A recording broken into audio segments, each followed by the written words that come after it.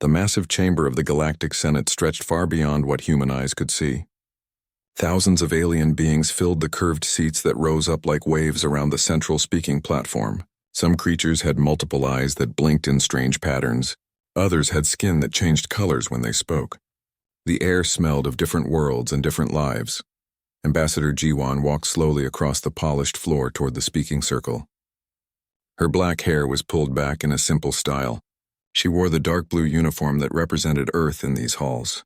Behind her walked two other humans. Colonel Minho carried himself like the soldier he was. His shoulders were straight and his eyes never stopped moving around the room. Dr. Hana held a small data pad in her hands. She was the smartest person Jiwan had ever met. The three humans looked very small in this huge place. Around them sat beings from 100 different worlds. Some were twice as tall as humans. Others had skin like metal or voices that sounded like music. All of them were watching the humans with great interest. Senator Velrock stood up from his seat high above them. He was from the Krathen Empire. His people looked like humans in some ways, but were much larger. His skin was dark red and his eyes were completely black. When he spoke, his voice filled the entire chamber. "The Krathen Empire has been very patient," Velrock said. His words came out slow and heavy. "We have watched your species spread across many worlds. We have seen your ships travel between stars, but now you have gone too far." Jiwan stood in the center of the speaking circle. She could feel thousands of alien eyes looking at her. Some of these beings could probably crush her with one hand. Others had weapons that could destroy entire planets. But she kept her back straight and her voice calm. "The human colonies were built on empty worlds," she said clearly. "We took nothing that belonged to others. We followed all the rules that this Senate has made." Senator Velrock laughed. It was not a nice sound. "Rules," he said. "Your people think rules will protect you. But the galaxy belongs to the strong. The Krathen Empire is strong. Humans are weak." He pressed something on his chair and the air above the speaking circle began to glow. Pictures appeared in the light. They showed huge spaceships that looked like metal predators. The ships were dark and covered with weapons. There were hundreds of them. "Our fleet is already moving toward your homeworld," Velrock announced. "We have studied your military forces for many cycles. Your armies are small. Your ships are few. Your weapons are simple. We calculate a 97.3% chance of victory." The pictures changed to show Earth's military bases. Jiwan saw the places where human soldiers trained and where human ships were built. Everything looked tiny compared to the Krathen fleet. "We know how many soldiers you have," Velrock continued. "We know where your weapons are stored. We know which of your leaders give orders to your armies. Your military cannot stop us." Other alien voices began to speak from around the chamber. Some sounded excited. Others seemed worried. A few seemed sad. But none of them offered to help humanity. Colonel Minho stepped forward. He had been quiet until now. "Senator Velrock," he said in his steady military voice, "are you declaring war on humanity? War?" Velrock's laugh was even louder this time. "This will not be a war. This will be a lesson. Your species needs to learn its place in the galaxy. When we are finished, your people will serve the Krathen Empire. The strong survive. The weak serve." Dr. Hana looked up from her data pad. Her face was very pale. She leaned close to Jiwan and whispered something. Jiwan's eyes went wide for just a moment. "I request a recess," Jiwan said suddenly. "The human delegation needs time to prepare our response." This made many aliens start talking at once. Their voices mixed together in a sound like wind through strange trees. Some seemed surprised that humans would ask for time. Others seemed to think it showed fear. Velrock held up one massive hand and the chamber became quiet again. "You may have 3 of your days," he said. "Use that time to prepare your surrender. It will save lives on both sides." The session ended with a sound like thunder. Aliens began to leave their seats and move toward the exits. Many stopped to look at the 3 humans as they walked past. Jiwan, Minho, and Hana walked quickly toward the door marked for human use. They did not speak until they were alone in their small room behind the chamber. "How long until the fleet reaches Earth?" Jiwan asked. Dr. Hana looked at her data pad again. "If they are traveling at maximum speed and they left when Velrock said they did, maybe 4 days." Colonel Minho was already reaching for his communication device. "We need to warn home immediately," he said. "Wait," Jiwan said.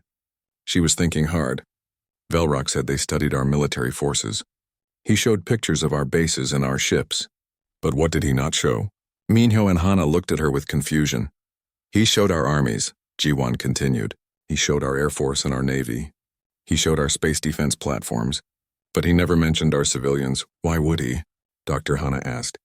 Most alien species keep their civilians far away from any fighting. Their non-military populations have no combat training at all. A slow smile began to form on Ji-won's face. Exactly, she said. They think our civilians are like their civilians. They have no idea what they are really facing. Colonel Minho began to smile too. They have been planning to fight our military, he said.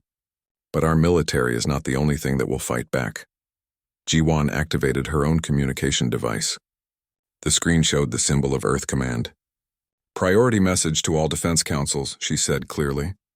The Krathan Empire has declared their intention to invade Earth. Fleet arrival estimated in 4 days. All civilian defense protocols are now active. Dr. Hana began working on her data pad very quickly. I am sending technical data about Krathan ships and weapons to every civilian network on Earth, she said. Our people will want to know what they are fighting. Our people, Minho said quietly. Velrock has no idea what those words really mean. The 3 humans worked through the night. They sent messages to Earth. They gathered information about Krathan weapons and tactics. They prepared for what was coming. But none of them were worried. They knew something that Senator Velrock and the Krathan Empire did not understand. They knew that when you threaten Earth, you do not just fight Earth's soldiers. You fight Earth's people. And Earth's people had been preparing for this fight longer than any alien could imagine. Admiral Kanto stood on the bridge of his flagship as it entered Earth's solar system. The massive Krathan warship moved through space like a metal mountain. Around it flew hundreds of smaller attack ships. Their dark hulls gleamed in the light of Earth's sun. Begin Phase 1, Kanto ordered. His voice was deep and confident. Target all military installations. Space platforms first, then ground bases. The attack began exactly as planned. Krathan ships fired their weapons at Earth's space defense platforms. The platforms exploded in bright flashes of light. Human warships that tried to fight back were quickly destroyed. Earth's military bases on the ground were hit by beams from space. Excellent progress, Kanto reported to the fleet. Enemy space defenses are down. Ground military responses are weakening. We will begin landing operations soon. But Admiral Kanto did not know that his easy victory was exactly what Earth had wanted him to think. Do-hyun crouched behind a fallen tree in the mountains of Montana. He wore clothes that matched the colors of the forest. In his hands he held a hunting rifle that he had used for 20 years. Next to him waited 12 other people from his town. They were not soldiers. They were hunters, farmers, and shop owners. But they all knew how to shoot. There, whispered Mirai, pointing through the trees. 3 of them, moving toward the river. The Krathan scouts walked carefully through the forest. They wore armor that could stop most weapons. Their own guns could burn through steel. They had sensors that could see in the dark. They thought they were safe. They were wrong.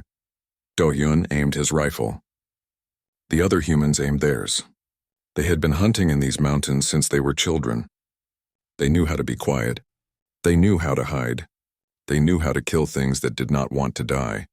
The rifles fired almost at the same time. The sound echoed through the mountains. When the echo faded, the 3 Krathan scouts were dead. Move, Do-hyun said quietly. They will send more to look for these ones. The humans melted back into the forest like ghosts. This scene happened in forests and mountains all over Earth. In Canada, Seokjin led a group of hunters against Krathan scouts near a frozen lake. In Russia, Yuna used her knowledge of the wilderness to set traps that caught alien soldiers. In Australia, Junho and his friends used hunting bows to kill enemies without making any sound.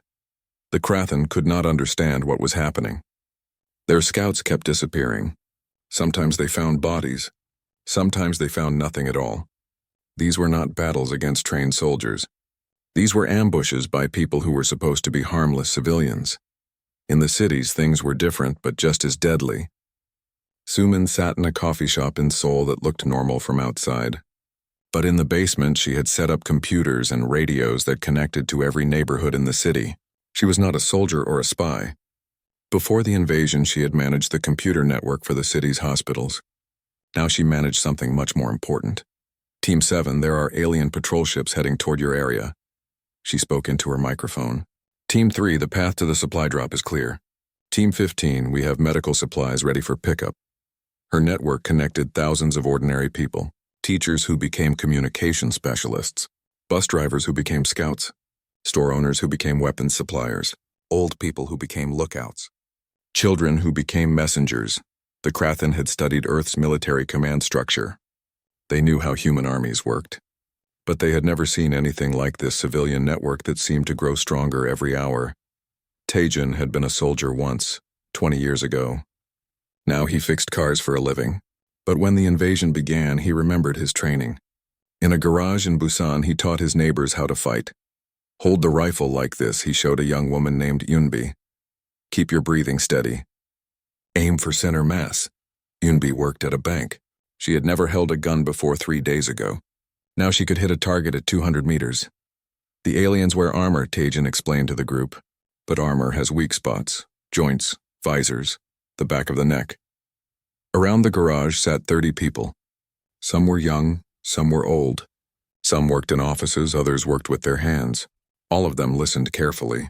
All of them practiced shooting until they could do it in their sleep. Remember, Tejan said, we are not trying to fight their army. We are making it impossible for them to control our city. Every street, every building, every alley should be dangerous for them. The plan worked. When Krathen ground forces landed in major cities, they expected to fight human soldiers at important locations. Instead, they found that every block had hidden enemies. Shop owners shot at them from windows. Teenagers threw explosives from rooftops. Grandparents used hunting rifles from apartment buildings. The aliens could not secure any area because there were no areas where humans were not dangerous. On his flagship, Admiral Kanto stared at reports that made no sense. His forces had successfully destroyed Earth's military. But somehow his casualty numbers kept growing. Scout teams vanished. Patrol groups were ambushed. Landing parties were attacked by enemies who seemed to be everywhere and nowhere. Sir, said his intelligence officer, we are receiving reports from all sectors. Our forces are taking heavy losses, but we cannot identify organized enemy units. What do you mean? Kanto demanded. The humans fighting us do not appear to be soldiers, sir. Our sensors show that most of them have no military training records. They are farmers, workers, store owners, but they fight like elite troops. Kanto looked at the tactical display. Red marks showed where his forces had been attacked. The marks covered the entire planet. How many soldiers does Earth have? He asked. The intelligence officer checked his data. According to our information, approximately 50 million in all branches of their military. Then who are the other 7 billion? Kanto asked quietly. The intelligence officer had no answer. That night, the Krathen learned something that would change everything. They were not fighting Earth's army. They were fighting Earth's people. And Earth's people were much more dangerous than anyone had imagined. The emergency session of the Galactic Senate began before the normal time. Senator Velrock walked into the chamber with heavy steps. His red skin looked darker than usual. Behind him came other Krathen officials who all looked worried and confused. Ambassador Jiwon sat in the human section with Dr. Hana and Colonel Minho. They watched the aliens take their seats. Many species that had ignored humans before were now staring at them with new interest. The Krathen Empire calls for immediate assistance, Velrock announced to the chamber. His voice was not as confident as before.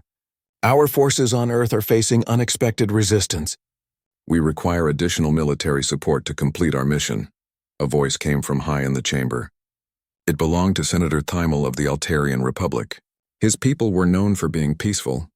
What kind of resistance? Your intelligence reports claimed human military forces were weak. Velrock's black eyes looked around the chamber.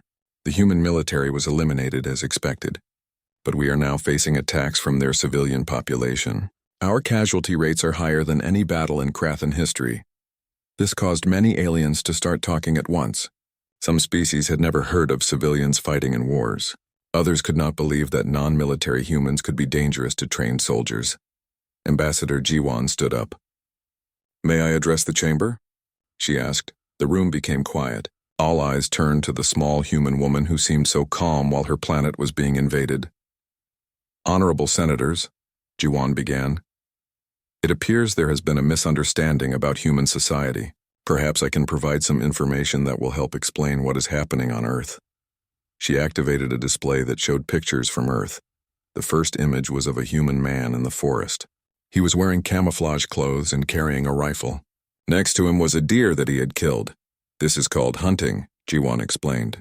Every year on Earth, over 100 million humans participate in hunting wild animals. They use weapons, camouflage, tracking skills, and knowledge of animal behavior. They learn to move silently, hide effectively, and kill accurately at long distances. The next picture showed humans at a shooting range. Men and women of all ages were firing rifles and pistols at targets. This is recreational shooting, Jiwon continued. Approximately 50 million humans practice shooting sports regularly. They compete to see who can be more accurate with various weapons. Children often begin learning these skills at age 6 or 7. Senator Thymel leaned forward in his seat. You teach your children to use weapons, he asked. His voice sounded shocked. We teach them many things, Dr. Hana answered as she stood up. We teach them martial arts for physical fitness. We teach them survival skills for outdoor recreation. We teach them strategy games that simulate warfare. We teach them to compete and win. The display changed to show humans doing different activities. Rock climbing, mountain climbing, swimming in dangerous waters, running long distances, lifting heavy weights. Humans regularly put themselves in dangerous situations for entertainment, Dr. Hana explained. We call it extreme sports. Our people voluntarily face challenges that would be considered military training by most species. A new voice spoke from across the chamber. It was Senator Korth of the Vorthan Empire. His people were known for their rigid military structure. Are you saying that your civilians have military training? Colonel Minho stood to answer. No, Senator.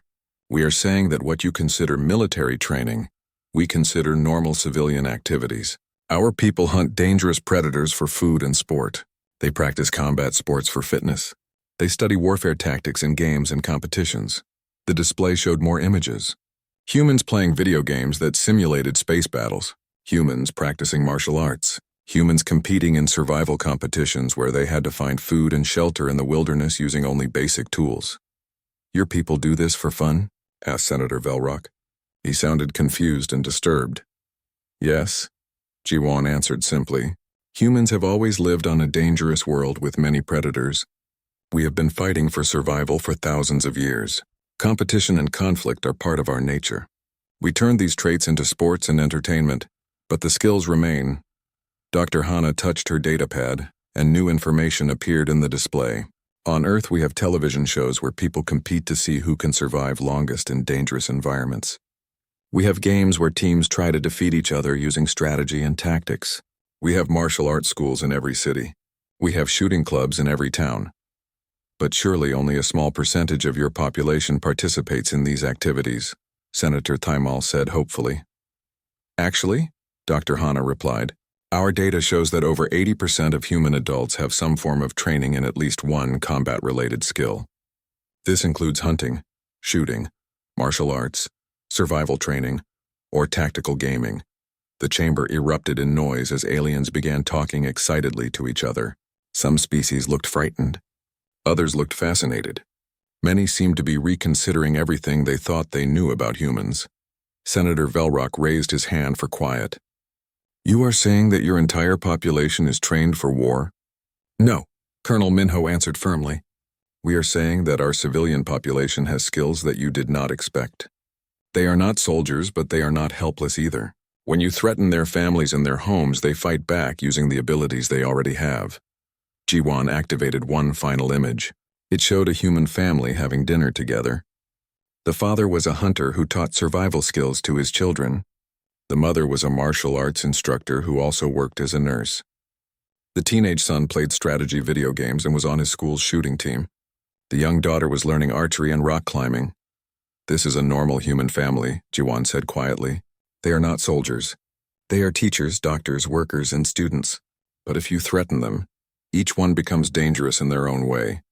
Multiply this by 7 billion people, and you begin to understand what your forces are facing on Earth. The chamber was completely silent now. Every alien was staring at the image of the human family that looked so peaceful, but was apparently so deadly. Senator Velrock sat down heavily in his chair. For the first time since the invasion began, he looked truly worried. What have we done? He whispered to himself. But Ambassador Jiwon heard him. You have given humanity a reason to show you who we really are, she answered. Hyunwoo wiped sweat from his forehead as he finished welding another piece of metal. Around him in the construction yard, other workers were busy turning bulldozers and cranes into weapons of war. Before the invasion, Hunwoo had built bridges and buildings.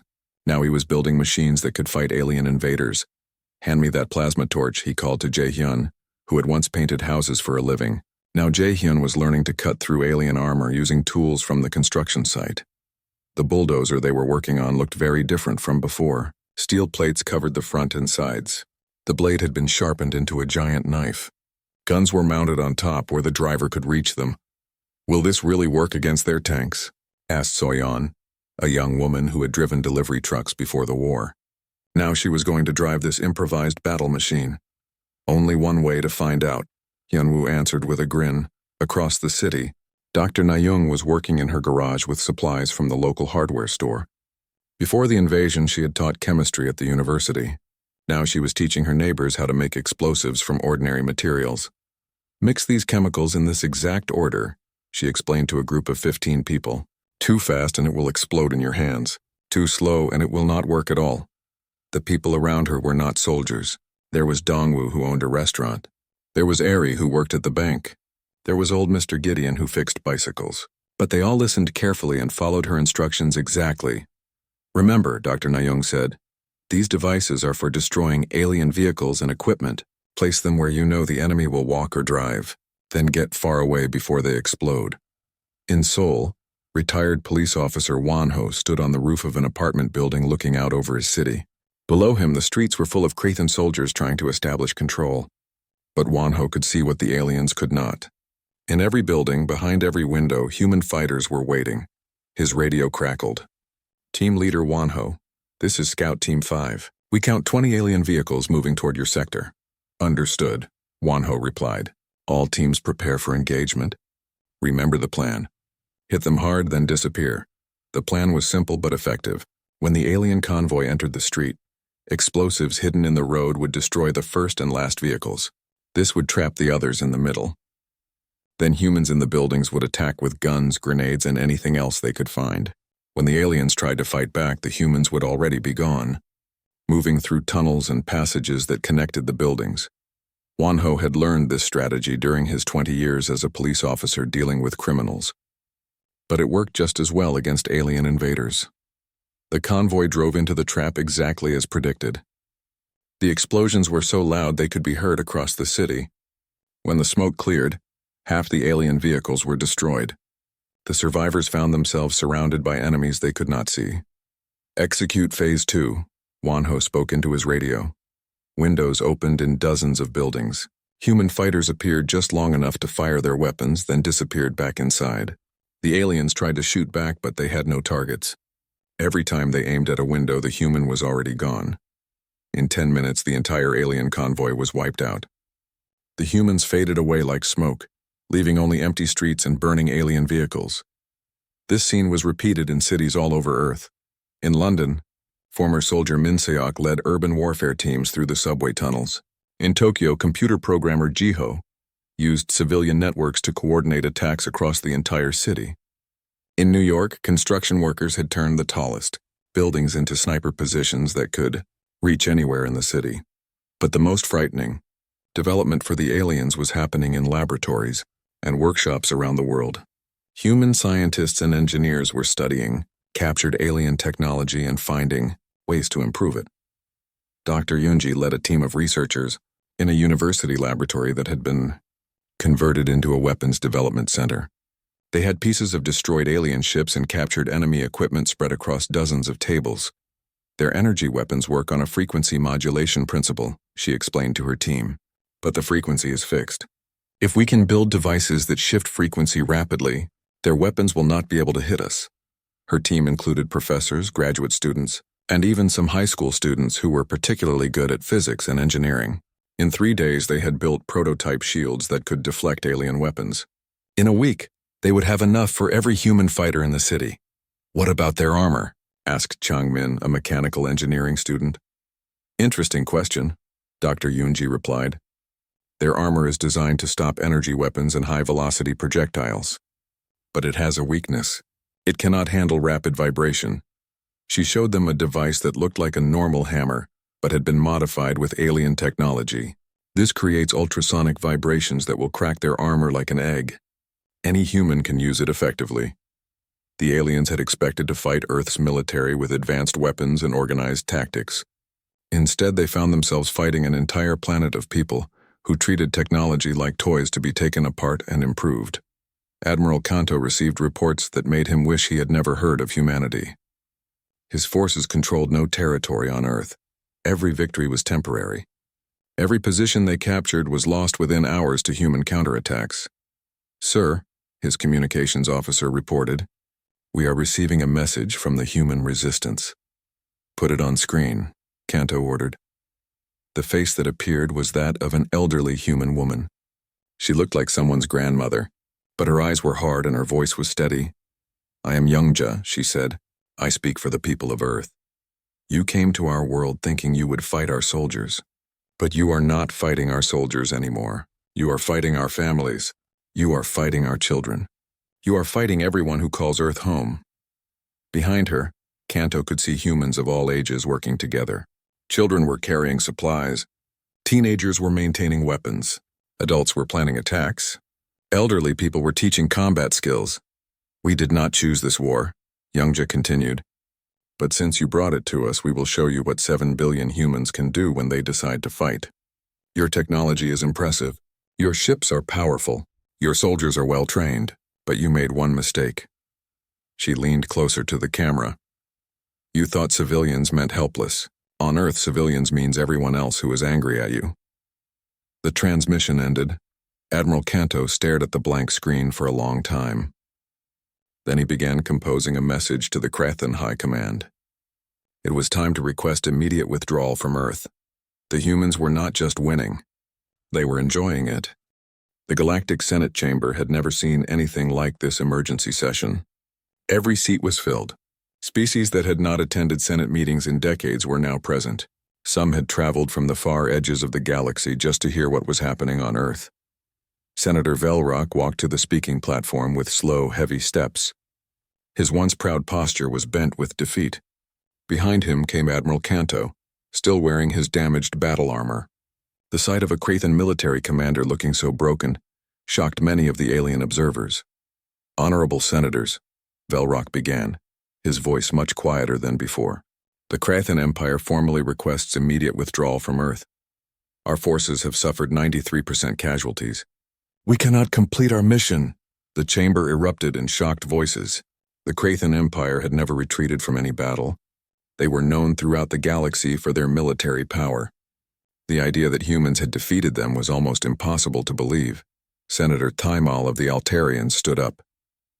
93% casualties?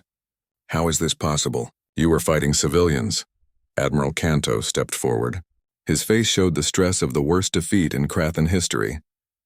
"That is what we thought, Senator. We were wrong. These civilians are unlike any non-military population in the galaxy." Ambassador Jiwan activated a display that showed footage from the war on Earth. The images that appeared made many aliens gasp in horror and amazement. The first video showed an elderly human woman teaching a group of children how to make explosive devices. The children, who looked no older than 12 years, listened carefully and followed her instructions perfectly. "This is Grandmother Insuk," Jiwan explained calmly. "She taught chemistry for 40 years. During the invasion, she has been training young people to destroy alien equipment. The children you see are volunteers from her neighborhood." The next image showed a teenage human boy leading a group of adults through a ruined city. He carried weapons that looked like they had been built from scraps of metal and alien technology. "This is 16-year-old Kyu Hyun," Jiwan continued. "Before the war, he was captain of his school's competitive gaming team. He specialized in strategy games that simulate warfare. During the invasion, he has been commanding urban resistance units composed of adults 3 times his age." Senator Korth of the Vorthon Empire leaned forward. "Children are commanding your military units?" "These are not military units," Dr. Hana corrected him. "These are neighborhood groups. On Earth, leadership goes to whoever shows the best results, regardless of age or official position." Kyu-hyun's gaming experience made him better at tactical planning than most adults. The display showed more disturbing images. A woman who looked like she worked in an office was using chemistry knowledge to create poison gas. A man who appeared to be a farmer was building guided missiles in his barn. Groups of humans who seemed to be ordinary families were working together to construct weapons that could destroy spaceships. "This is Minji," Jiwon said, indicating the woman with the poison gas. "She manages the kitchen at a large restaurant. Her knowledge of chemistry and biology has made her one of our most effective biological warfare specialists. This is Farmer Sang-hyun. He grows food to feed his community. He also builds precision guidance systems using electronic parts from farm equipment and captured alien technology. His missiles have destroyed 12 Krathan gunships." Admiral Kanto spoke up. "Every human we encountered was dangerous in a different way. Their medical workers knew how to create toxins. Their teachers knew tactics and strategy. Their mechanics could build weapons from scrap metal. Their computer workers could hack our systems. Even their children served as scouts and messengers who could move through areas where our sensors could not detect them." The footage changed to show human workshops, where ordinary people were taking apart alien weapons and improving them.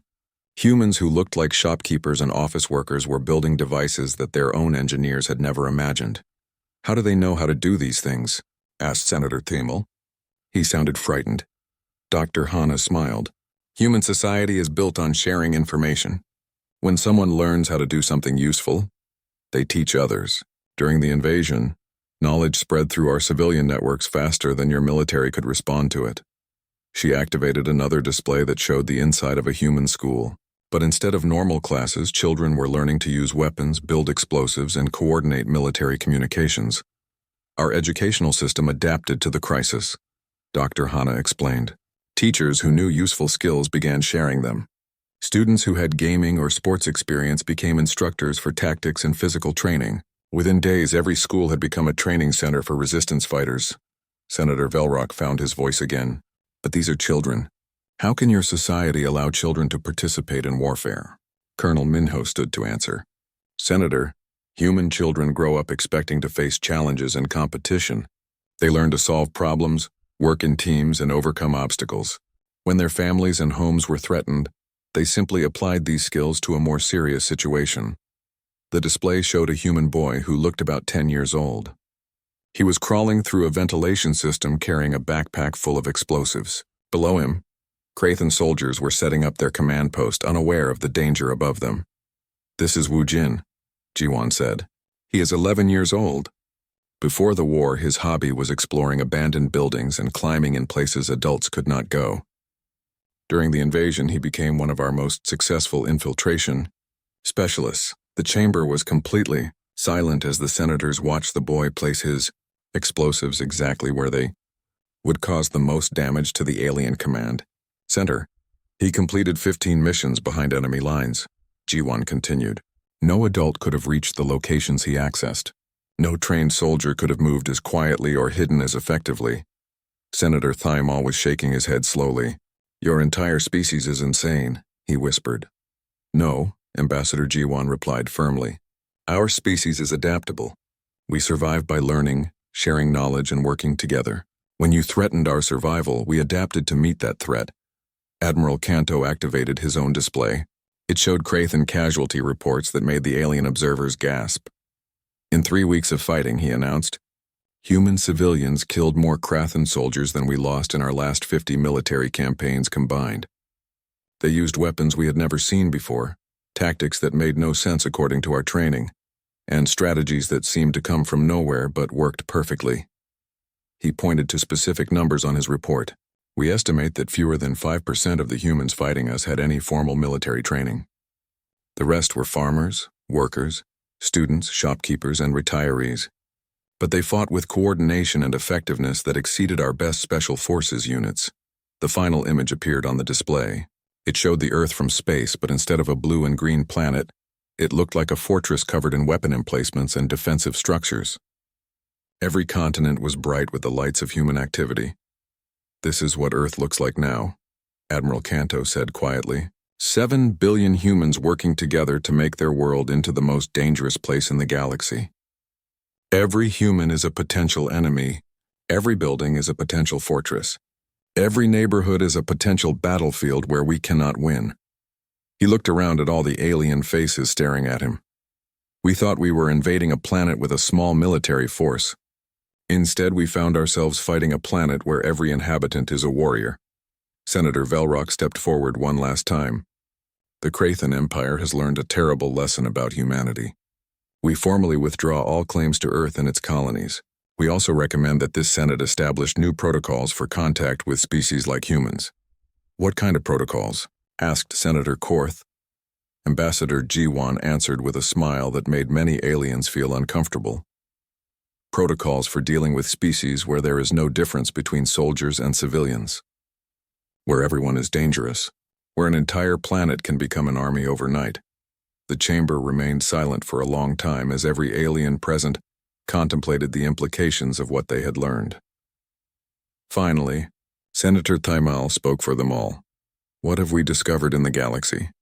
6 months after the failed invasion of Earth, the Galactic Senate met for its most important session in centuries. The chamber looked different now. New sections had been built to accommodate species that had never participated in galactic politics before. They all wanted to understand the implications of what had happened with humanity. Ambassador Jiwan walked to the speaker's platform wearing a new uniform. The dark blue fabric now carried symbols that marked Earth as a full member of the Galactic Senate, with special status. Behind her walked Dr. Hana and Colonel Minho, but they were joined by new faces. Civilian leaders from Earth who represented the resistance networks that had defeated the Krathan Empire. Wanho, the retired police officer who had coordinated urban warfare in Seoul, now served as humanity's military advisor. Dr. Unji, who had reverse-engineered alien technology, was Earth's new science representative. Even young Kyu-Yun, the teenage gaming expert who had commanded resistance units, was present as an observer. Senator Velrock stood to address the chamber. He looked much older than he had 6 months ago. The defeat on Earth had changed him and his entire species. The Krathan Empire presents its final report on the Earth conflict, he announced. Our Military Analysis Division has completed a comprehensive study of human civilian capabilities. The results have been shared with all member species. He activated a display that showed charts and graphs that made many aliens shift uncomfortably in their seats. Human civilian combatants demonstrated effectiveness, levels that exceeded our elite military. Units in every category measured, Velrock continued. Adaptability, innovation, coordination, and determination. They learned our tactics faster than we could develop new ones. They improved our own weapons better than our engineers could. They organized resistance faster than our intelligence could track. Senator Tamal interrupted. But surely this was because they had preparation time. If another species attacked Earth without warning, the results would be different. Dr. Hana stepped forward to answer.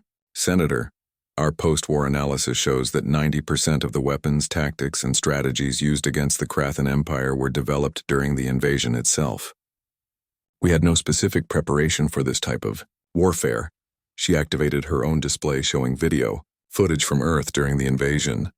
Here, you can see a group of humans learning to build anti-aircraft weapons from studying destroyed Krathan ships. This footage was taken 2 days after the invasion began. These people had never seen alien technology before, but they had it operational and improved within 48 hours. The video showed humans who clearly worked in ordinary jobs before the war. A teacher, a mechanic, a store clerk, and a retired engineer working together around a table covered with alien equipment parts. They were discussing the technology like children working on a puzzle. But the weapons they built were more effective than anything in the Krathan arsenal. The key factor, Dr. Hana explained, is not that humans are naturally better at warfare. The key factor is that human society makes every individual capable of learning, adapting, and contributing to group survival. Senator Korth leaned forward. Explain what you mean, Colonel Minho answered. In most galactic societies, civilians are protected by dedicated military classes. Ordinary people never learn combat skills because they never expect to need them. On Earth, survival has always required every human to be capable of defending themselves and their community. Young Kyu-Hyun stepped forward. His presence at the podium surprised many aliens. He was still a teenager, but he spoke with the confidence of someone who had commanded adults in life-and-death situations. I want to explain something about human games, he said. Many species seem confused about why humans spend time playing war games and strategy competitions. You think these are just entertainment? He activated a display showing footage of human children playing various games. Some were physical sports that resembled combat. Others were video games that simulated complex military campaigns. These games teach us to think tactically, work in teams, adapt to changing situations, and compete to win, Kyu-hyun explained. By the time we are adults, every human has practiced warfare scenarios thousands of times. We just call it fun. The footage changed to show the same children, now fighting against Krathan invaders with the same focus and determination they had shown in their games. When real warfare came to Earth, we already knew how to think like warriors. We just had to apply what we had learned through play to a real situation. Dr. Yoonji activated another display. I want to address the technology issue, she said. Many species seem amazed that human civilians could improve Krathan weapons so quickly. But this ability comes from the way human society approaches technology. The display showed human workshops, garages and laboratories where ordinary people were constantly taking apart devices, building new things and sharing their discoveries with others. On Earth, technology is not controlled by specialists, Dr. Yoonji explained. Every human learns to understand, modify, and improve the tools they use. When Krathan weapons became available, we simply treated them like any other technology to be studied and enhanced. She showed before and after images of Krathan weapons that had been modified by humans. In every case, the human version was more effective than the original. Human civilians routinely modify their cars, computers, phones, and home appliances to work better. Adapting alien weapons was just another engineering challenge. Ambassador Ji-won stepped forward to conclude the presentation. Honorable Senators, humanity did not defeat the Krathan Empire because we are naturally superior warriors. We won because human society creates individuals who can think, learn, adapt, and cooperate under pressure. She looked around at all the alien faces watching her. The question this Senate must answer is not how to defend against humanity. The question is how to learn from what we have shown you about the relationship between civilian society and defensive capability. Senator Thymel stood up. What are you proposing? I am proposing that we establish the Human Cultural Exchange Program, Ji-won replied. Species that wish to strengthen their civilian populations can send observers to Earth. We will share our educational methods, our recreational activities, and our social structures, Dr. Hana added. In return, we would like to learn from species that have mastered other aspects of civilization, your medical technologies, your peaceful conflict resolution methods, your environmental management systems. The chamber filled with excited alien voices as different species began discussing this proposal among themselves. Senator Korth called for order. What guarantees do we have that humans will not use this knowledge to become even more dangerous? Colonel Minho smiled. Senator, humans are already as dangerous as we need to be to protect ourselves. What we want now is to become better at the things we are not good at. Peace, cooperation, and building something better than warfare. Wonho stepped forward to speak for the first time. On Earth, we have a saying. The best way to avoid fighting is to be so prepared for it that no one wants to fight you. Humanity has proven we can defend ourselves. Now we want to prove we can be good neighbors. Senator Velrock activated a final display. It showed a document that had been prepared by the Krathan Military Command. The Krathan Empire supports the Human Cultural Exchange Program, he announced. Our analysis shows that species with stronger civilian capabilities are more stable, more innovative, and less likely to engage in aggressive warfare. He looked directly at Ambassador Ji-won. We have learned that a society where every citizen is capable and confident is a society that does not need to conquer others to feel secure. The vote was unanimous. Every species in the Galactic Senate approved the establishment of the Human Cultural Exchange Program. Over the following months, delegations from across the galaxy visited Earth. The Altarians learned how human children developed problem-solving skills through competitive games. The Vorthans studied how human communities organize themselves without rigid hierarchies. Even the Krathan sent observers to learn how humans balanced individual capability with group cooperation. In return, humans learned new technologies and philosophies from their alien visitors. Earth cities began to incorporate Altarian peace-building methods. Human schools adopted Vorthon efficiency techniques. Human hospitals used Krathan medical advances. But the most important change was in how the galaxy understood civilization itself, Dr. Hanna, established the Institute for Civilian Capability Studies on Dari, Earth. Species from around the galaxy sent their best thinkers to study the relationship between individual competence and social stability. We have discovered something fundamental, she announced at the Institute's first graduation ceremony. Strong societies are not built by protecting weak civilians with strong militaries. Strong societies are built by creating capable civilians who can protect themselves and contribute to the common good. Young Kyu-hyun, now attending university but still serving as a consultant on human social development, addressed the graduating alien students. You came here thinking humans were unusually violent, he said. What you learned is that humans are unusually prepared. There is a difference. The ceremony concluded with the unveiling of a new monument in the center of the institute. It showed representatives of many species working together, but at the base was inscribed a message that had become the unofficial motto of the new galactic civilization. The strongest defense is a people who do not need to be defended. 5 years after the failed invasion, Earth had become the diplomatic and educational center of the galaxy, not because humans had conquered anyone, but because they had proven something that changed how every species thought about strength and security. Ambassador Jiwon, now serving as the first human chancellor of the Galactic Senate, stood before the assembly for her inaugural address. When the Krathan Empire invaded Earth, she said, they thought they were fighting our soldiers. They discovered they were fighting our people. Today, as we work together to build a stronger galactic community, I hope all of us remember this lesson. She looked out at the thousands of beings from hundreds of worlds who had come together in this chamber. The greatest strength any civilization can have is not powerful weapons or mighty armies. The greatest strength is citizens who are capable, confident, and committed to protecting what they have built together. The applause that followed came from every species in the galaxy. They had all learned that the scariest words in the universe were not, "We have the biggest army" or "We have the best weapons." The scariest words in the universe were, "We have 7 billion people who refuse to give up." And those words had taught the galaxy a new way to think about peace, strength, and civilization itself.